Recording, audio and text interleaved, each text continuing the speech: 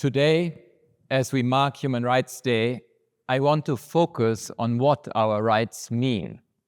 Human rights are about people. They are about you and your life, your needs and wants and fears, your hopes for the present and the future.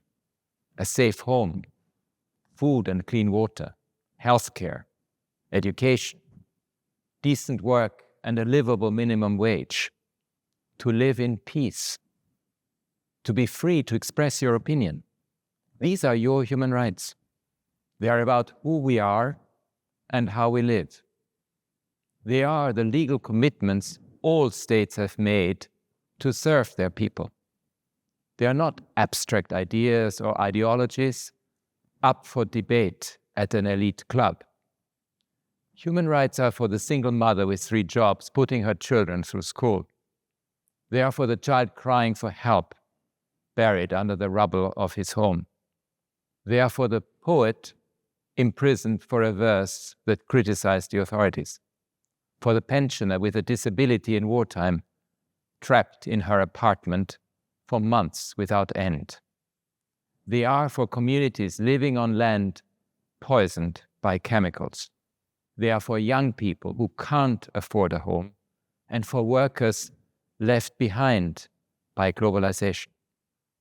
They give a voice and opportunities to the excluded and forgotten. They are for each and every one of you who feels vulnerable, angry, confused, afraid, disenfranchised, and is seeking better. Human rights don't belong to any political party or to any region of the world. They belong to all of us, to every one of you. Today, there are those who are trying to discredit and discard human rights, throwing glitter in our eyes as they redefine and undermine our fundamental freedoms. This is the politics of distraction. And I understand why. Human rights are simple, powerful ideas that motivate people to stand up for themselves. So they pose a threat to autocrats, to populists, and authoritarians of all kinds. Previous generations fought and even died for human rights. The right to vote, the right to protest, the right to work, and to equal pay for women, the right to be seen, heard, and counted.